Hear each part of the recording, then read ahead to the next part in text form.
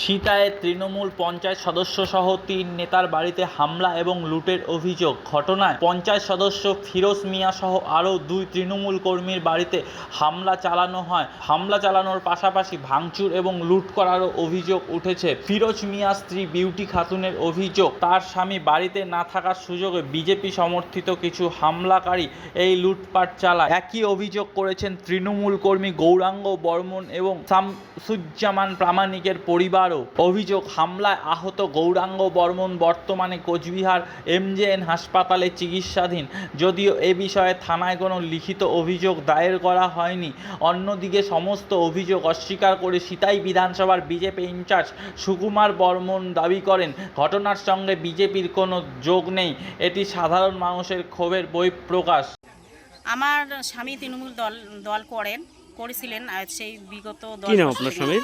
আর শামসুজ্জামান প্রামাণিক। আচ্ছা, বলুন। তারপর দল করছিল, এখনো করেন, কিন্তু ভোট হওয়ার ভোটে তো হাঁটাহাঁটিতে সবাই হয়। ভোট হওয়ার পরে ও তো কোনো এমন নয় যে ও কোনো নেতা ছিল, কোনো কিছু ছিল না। ও শুধু বুথ কমিটির সদস্য ছিলেন, মানে আমাদের গ্রামের যে বুথ কমিটি সেই কমিটির সদস্য ছিলেন।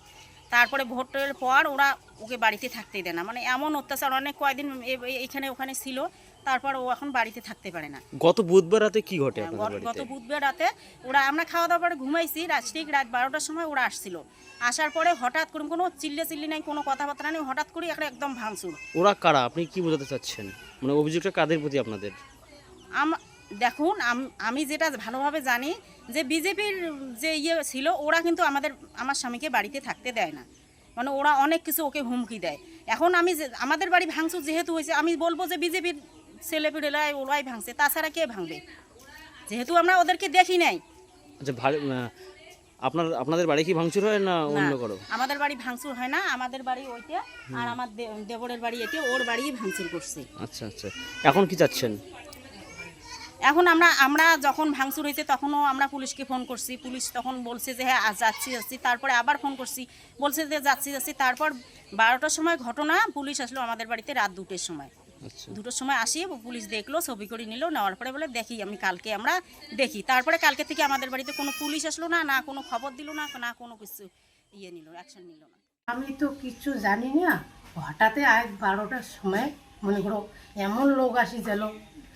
ও এখন কি করছে, আমি তো এই পাশে বাইরে আছি, হ্যাঁ, এই পাশেও লোক ও পাশে লোক, ওকে কি করছে, এই পাশে তো উমে বাইরে এসে গেছে, গাছ বাড়িতে ধরি এমন মারছে, মানে কিছু কথা কইতেই পারে না, মাথা গা ওখানে সব ফাটিয়ে। কাকে ধরছে? কি হয় সে আপনার? সে আমি তো মানে আইতির বেলা কারেন্ট সব কিছু তো অফ করে দিয়ে দিয়েছে না, আমি তো চিনি না ওকে, মনে করো। না, কয়জন আসছিল? কয়জন আছে মানে কমসে কম 150 জন লোক আছে। মারধর কাকে করে? হ্যাঁ, মারধর আমার গার্জিয়ানকে করে। কি নাম? আমার গৌরঙ্গ বর্মন। উনি কি কোনো দল করতো? দল করতো আগে আর কি, টিএমসি করছো, তারপরে এখন ও কয় কি টিএমসি তো আগে আমি করছি, তো এখন ও দল যেহেতু গেছে, এখন যে দল আছে এই দলে তো সমর্থন করা লাগবে নাকি, এই দলে যারা আসছিল তারা কে ছিল, চেনেন তাদের? না, আমি তো কাকু চিনি নাই। তারা কি কোনো দলের?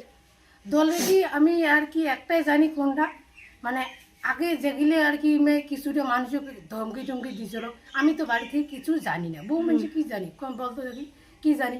এখন হঠাৎ কয় ও বলে ও কয় মারছে, আমি তো কিচ্ছু জানি না, বউ মানুষ আমি কেমন করে জানবো, বাড়িতে আমি তো একাই, একটা ছেলে, তাও আমাদের বাইরে। বাড়িতে সে সময় কজন ছিলেন আপনারা ঘটনার সময়? কয়জন, আমি তো কাউই নাই বাড়িতে, আমরা